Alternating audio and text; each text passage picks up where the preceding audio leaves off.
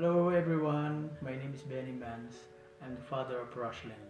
And I'm Jophine Mans, mom of Roshlind. She was diagnosed with aplastic anemia and PNH.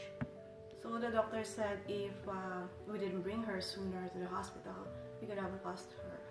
It was the morning of July 11 when she called me at work.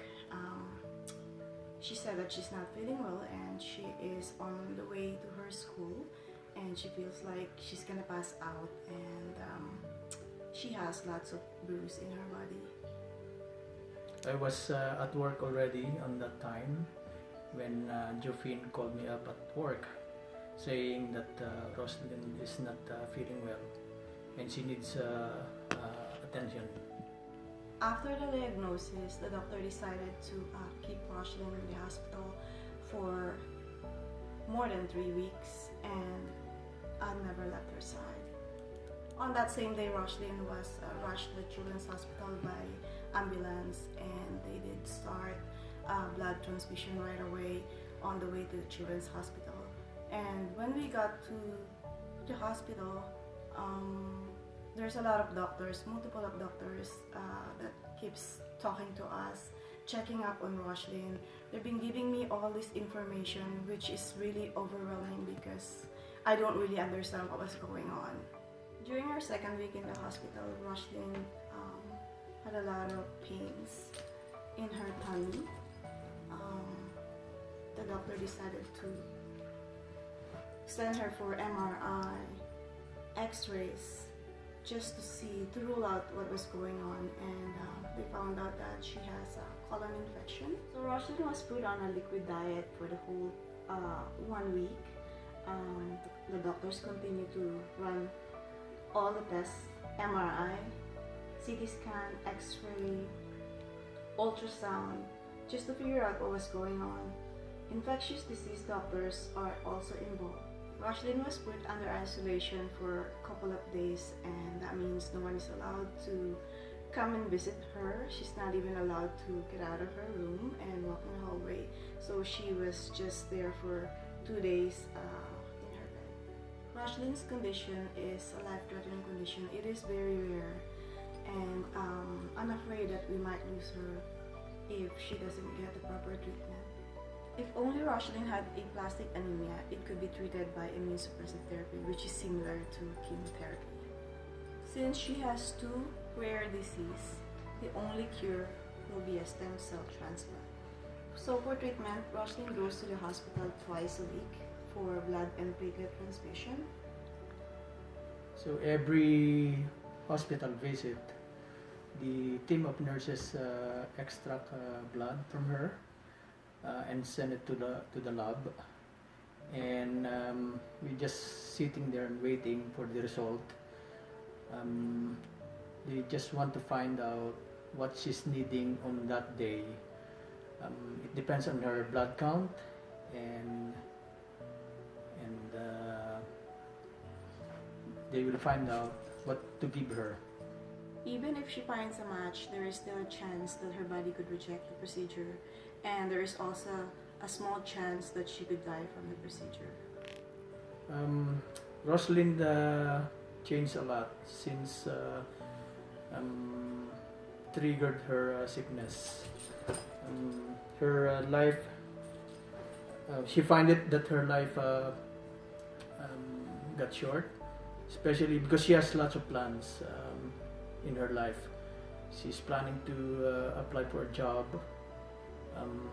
take a driving exam, and then once she passed the exam, she's planning to take a road test. But all of those dreams are cut short just because of the sickness. Being with Roshlind every day and seeing that she's really changed, it's really hard to see that she's not my Roshlind anymore. She's always in her room. We never get the chance to bond. She never had a chance to come downstairs and say hi to me. Good morning, Mom. I always have to go there. I always have to ask how is she feeling. She's not my baby anymore.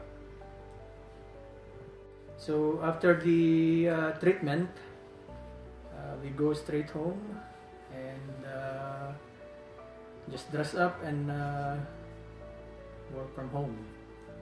I have to stop from working just to look after Roshlind 24/7. Since this situation happened, our life has been changed. There's a time that we wondering about why this thing happened, and to cope up with those things, we just trying our best and be strong. Our career changed also. Talked to my employer, and they're very supportive about how to balance work and Roslind's condition. So during the treatment, I drove them to hospital. In general, our family got affected. Our relationship to each other, we not communicating quite often. Her relatives, my relatives, are affected as well. They are